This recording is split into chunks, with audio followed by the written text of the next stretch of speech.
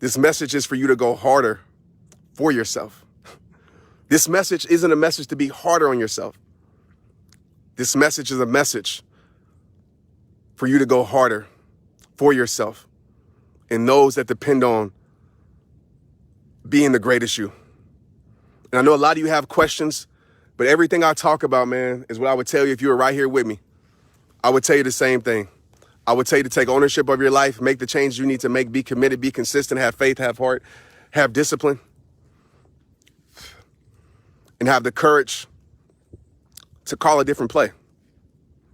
Have the courage to adjust, have the courage to do what's not popular, have the courage to walk away, have the courage to engage, having courage to give your life what it needs, because only you know what it needs. Thank you, Crystal. I appreciate you. Thank you, Sylvia, for the stars. Thank you, Christina, for the stars. It's so hard to do, but it gets easier every time. I do love me. Sonia, that's the point.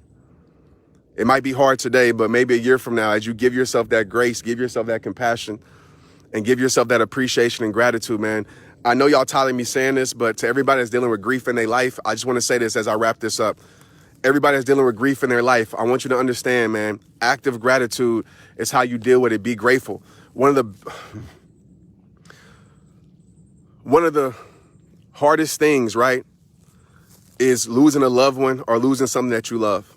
I've dealt with both. And I don't like to say the word losing because you don't lose, you actually gain. You actually gain. And people ask, Trent, how have you gotten through this hard season? It's been a struggle.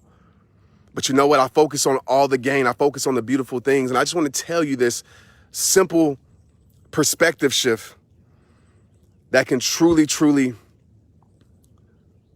help your life.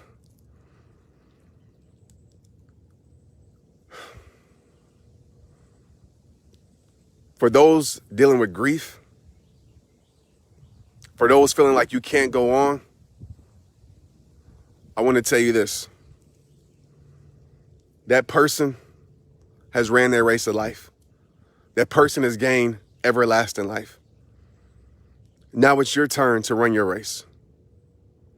You know, when I think about, man, my mom's not here, but then I realize, no, my mom is everywhere. My mom is here in this moment with me right now. And it's so much more beautiful because I get my mom all the time. And I'm grateful for that. And even though I want to feel her physical presence, even though I pick up my phone to text her number and knowing she's not going to respond, even though I want to give her a hug, even though I want to kiss her, even though I want to say, Mom, man, I'm sorry for this, I'm sorry for that. My mom's spirit is always with me. Just like that person that is transitioning your life, their spirit is always with you. And one of the biggest perspective shifts is this, because regret, my friends, is poison to the soul. Some of us, we're living in heartbreak because we're living in regret. We're living in our past that we can't change, and regret is poison to your soul, and gratitude is medicine to your soul. So I just want to tell you this simple perspective shift that will change your life when it comes to losing loved ones, right? When it comes to dealing with people who transition. And it's not going to make it easier. You're going to have your hard moments.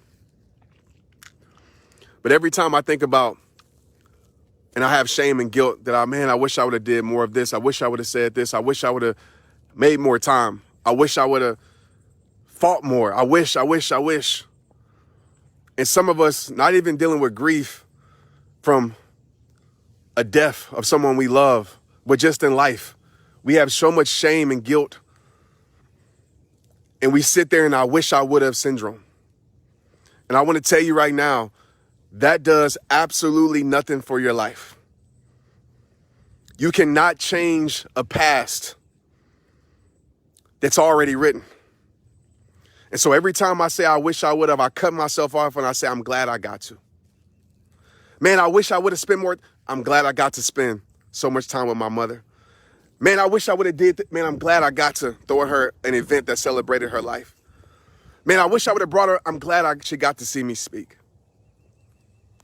And when you change your perspective from I wish I would have to I'm glad I got to, it will help your life. And one last thing as I get off of here.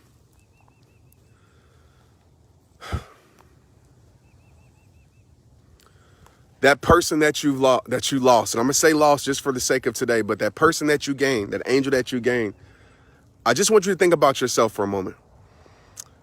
Would you want your death to be the reason why somebody lives in depression?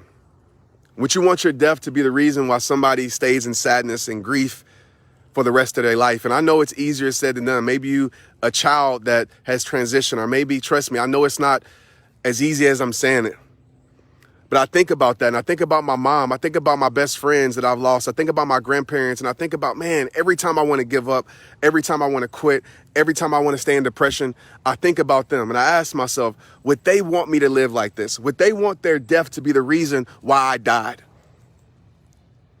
Would they want their death to be the reason why I emotionally and spiritually died?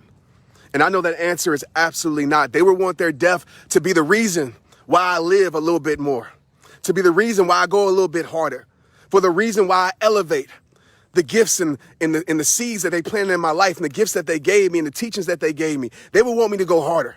So I want to tell everybody on here, man, that's dealing with a loved one that's transitioned, or you're dealing with some type of grief, go harder. Go harder for them. The way you honor their life is by how you live life. And so many of my messages that I'm telling y'all today is from my mother that has been given to me since I was a little boy, that I give to y'all. And she's more alive in my life than she's ever been, because you know what? The teachings that she gave me is now teaching people across the world. Same thing with my grandparents. Same things with my friends. Y'all already know the reason why I started Rehab Time, because my best friend committed suicide. He's more alive in my life than he's ever been. So I just challenge you, when people transition from this earth and they have a physical death, that they can still live on spiritually through you. And I know it's hard, but live in gratitude and not regret. Because regret is nothing but poison to your soul that slowly kills.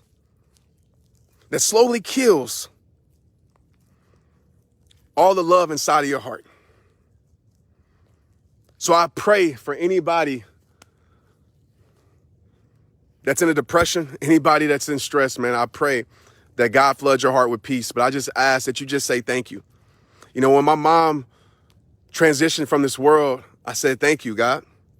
As hard as it was for me to say that, I said, thank you. Thank you. For I know what you're not doing. I don't know what you're doing. I don't understand it, but I'm not going to try to understand. I'm going to trust you even when it's hard to. I'm going to trust you even when it seems impossible. I'm going to trust you even when it doesn't make sense. I'm going to trust you even when it's so convenient to trust and lean on my own understanding. But I know my own understanding is not even close to comprehending the plans that you have for our life. And so I'm not going to lean on me. Actually, I'm going to decrease and I'm going to allow you to increase. Actually, I'm going to live by John 3:30. I'm going to go less me and more you, God. Because God, you know what you're doing. God, you got a plan. And God, maybe if I knew what you know, I would be celebrating. I would be saying thank you. I would be praise dancing. I would be doing all of that. But when I lean on my own understanding, it dives me in deeper depression. Faith is everything. I want you to hear me. Faith is everything.